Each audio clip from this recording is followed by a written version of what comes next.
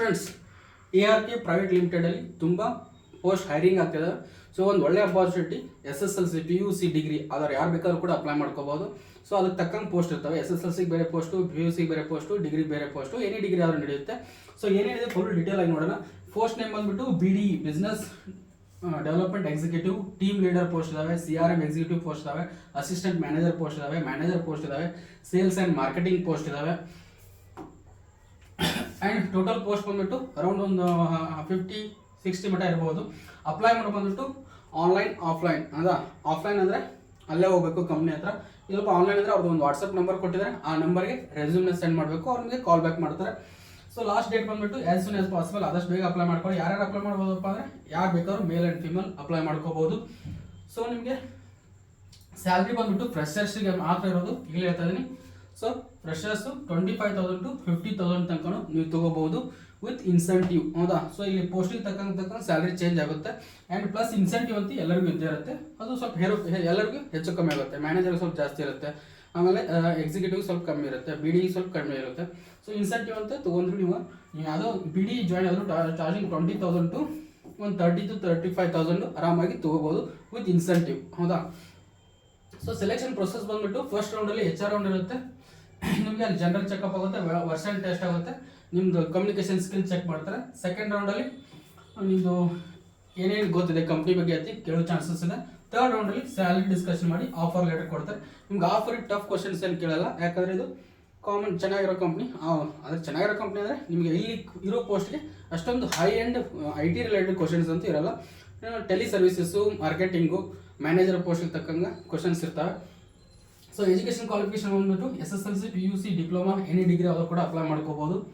So preferred skill ಏನಪ್ಪ ಅಂದರೆ excellent communication skill in English, Hindi, Malayalam ಯಾವ್ದು ಬೇಕಾದಿದ್ರೂ ನಡೆಯುತ್ತೆ. ಕಮ್ಯುನಿಕೇಷನ್ ಸ್ಕಿಲ್ ಚೆನ್ನಾಗಿರಬೇಕು. ಕಸ್ಟಮರ್ ಓರಿಯೆಂಟೇಷನ್ನು ನೀಟಾಗಿ ಕಲ್ಕೊಳ್ಳಿ. ಆ್ಯಂಡ್ ಪ್ರಾಬ್ಲಮ್ ಸಾಲ್ವಿಂಗ್ ಸ್ಕಿಲ್ಸ್ ಇರಬೇಕು. ಆ್ಯಂಡ್ ಕಂಪ್ಯೂಟರ್ ಸ್ಕಿಲ್ಸ್ ಇರಬೇಕು. MS office product, word, excel, power point ಇದ್ರ ಬಗ್ಗೆ ಸ್ವಲ್ಪ ನೋಡ್ಕೊಂಡು ಹೋಗಿ. ಆ್ಯಂಡ್ ಪಾಸಿಟಿವ್ ಮೈಂಡ್ ಸೆಟ್ ಇದ್ದರೆ ಒಳ್ಳೆಯದು. ವರ್ಕ್ ಮಾಡುವಾಗ ಟೀಮ್ ಜೊತೆ ಚೆನ್ನಾಗಿ ವರ್ಕ್ ಮಾಡಬೇಕು. ಆ್ಯಂಡ್ ಕಸ್ಟಮರ್ ಹ್ಯಾಂಡ್ಲಿಂಗ್ ಸ್ಕಿಲ್ಸು ಕೂಡ ಗೊತ್ತಿರಬೇಕು. ಹೌದಾ?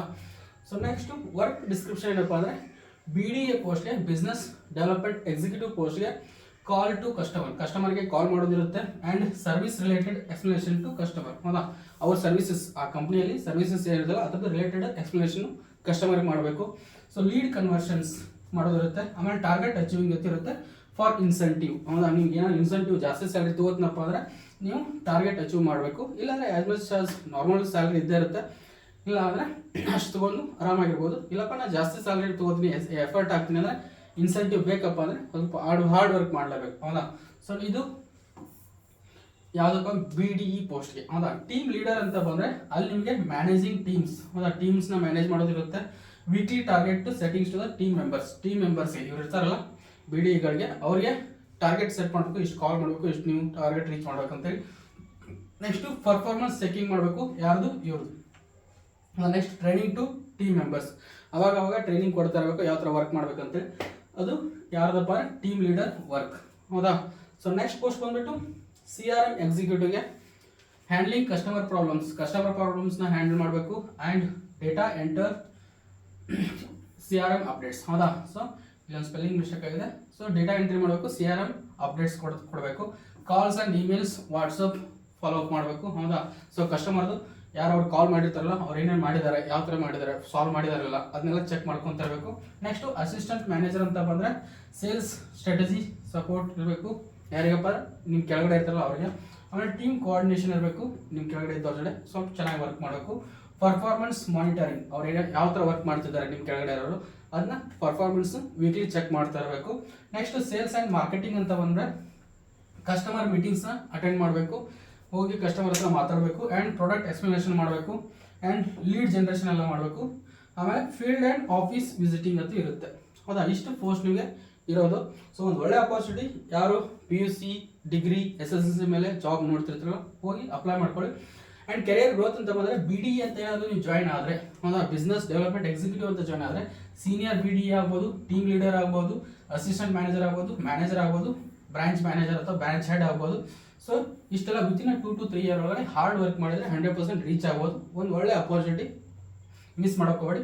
ಯಾವ ಥರ ಅಪ್ಲೈ ಮಾಡಬೇಕಪ್ಪ ಅಂದರೆ ನಿಮ್ಮದು ಲೊಕೇಶನ್ ಬಂದ್ಬಿಟ್ಟು JP ನಗರ್ ಬೆಂಗಳೂರಲ್ಲೇ ಇರುತ್ತೆ. ಈ ನಂಬರ್ HR ನಂಬರ್ನ ಸ್ಕ್ರೀನ್ಶಾಟ್ ತೊಗೊಂಡಿದ್ರೆ ಅನ್ಕೋತೀನಿ. ಇವ್ರಿಗೆ ನಿಮ್ಮ ರೆಸ್ಯೂಮ್ನ ಸೆಂಡ್ ಮಾಡಬೇಕು. ರೆಸ್ಯೂಮ್ ಸೆಂಡ್ ಮಾಡೋಕ್ಕಿಂತ ಮುಂಚೆ ಏನೇನು ಕಂಟೆಂಟ್ ಇರಬೇಕು ಅಂತ ನಾನು ನಿಮ್ಗೆ ಹೇಳ್ತೀನಿ. ಸೊ ಯಾವುದೇ ಕಂಪ್ನಿಗೆ ರೆಸ್ಯೂಮ್ ಕಳಿಸಿದ್ರಪ್ಪ ಅಂದರೆ ಆ ಪೋಸ್ಟಿಗೆ ತಕ್ಕಂಗೆ ರೆಸ್ಯೂಮ್ನ ಸೆಂಡ್ ಮಾಡಿ. ಹೌದಾ? ಸೊ ಈ ಬಿಸ್ನೆಸ್ ಡೆವಲಪ್ಮೆಂಟ್ ಎಕ್ಸಿಕ್ಯೂಟಿವ್ಗೆ ನೀವು ಸೆಂಡ್ ಮಾಡ್ತಿದ್ದೀರ ಅಂದರೆ ಈಗಂತೂ ChatGPT ಇದೆ. ಸೊ ಈ ಕಂಪ್ನಿ ಈ ಥರ ವರ್ಕ್ ಮಾಡಿ, ಈ ಗೂಗಲಲ್ಲಿ ಮಾಡಿದ್ರೆ ಈ ಕಂಪ್ನಿ ಏನು ವರ್ಕ್ ಮಾಡುತ್ತೆ ಅಂತ ನಿಮ್ಗೆ ಗೊತ್ತಾಗುತ್ತೆ. ಆ ಕಂಪ್ನಿಗೆ ವರ್ಕ್ ಮಾಡೋದು ರಿಲೇಟೆಡ್ ನೀವು ರೆಸ್ಯೂಮ್ ರೆಡಿ ಮಾಡಿಕೊಡೋದ್ರೆ 100% ChatGPT ಮಾಡಿಕೊಡುತ್ತೆ. ಅದನ್ನ ನೀವು ನಿಮ್ಮ ಹೆಸರೆಲ್ಲ ಚೇಂಜಸ್ ಎಲ್ಲ ಅಲ್ಟರ್ನೇಟ್ ಸ್ವಲ್ಪ ಚೇಂಜ್ ಮಾಡಿ ಅವಾಗ ಇದಕ್ಕೆ ಅಪ್ಡೇಟ್ ಮಾಡಿ. ಹೌದಾ? ಅವಾಗ ಏನಾಗುತ್ತೆ ನಿಮ್ಮದು ಶಾರ್ಟ್ ಲಿಸ್ಟ್ ಆಗೋ ಚಾನ್ಸಸ್ 99% ಇರ್ತದೆ. ಹೌದಾ? ಇಲ್ಲಾಂದರೆ ಈಗೆಲ್ಲ AI ಥ್ರೂ ನಿಮ್ಮದು ಶಾರ್ಟ್ ಲಿಸ್ಟ್ ಮಾಡೋದ್ರಿಂದ ಸೊ ನೀವು ಕಂಪ್ನಿ ರಿಲೇಟೆಡ್ ರೆಸ್ಯೂಮ್ ಸಿಗಲಿಲ್ಲ ಅಂದರೆ ಅವರು ತೆಗೆದುಹಾಕ್ತಾರೆ, ನಿಮ್ಗೆ ಅಲ್ಲೇ ನಿಮ್ಮದು ಎಕ್ಸಿಟ್ ಆಗಿಬಿಡ್ತೀರ. ಸೊ ಆದ್ದರಿಂದ ನೀವು ಯಾವ ಪೋಸ್ಟಿಗೆ ಅಪ್ಲೈ ಮಾಡ್ತಿರ್ತಾರಲ್ಲ ಆ ಪೋಸ್ಟಿದು ರೆಸ್ಯೂಮ್ನು ಅದಕ್ಕೆ ತಕ್ಕಂಗೆ ಇರಲಿ. ಹೌದಾ?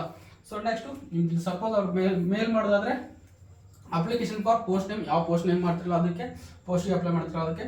ಆಮೇಲೆ I am interested to join post name, ಯಾವ post, role at company name, ಆ ಕಂಪ್ನಿ ಹೆಸರು ಇರಬೇಕು.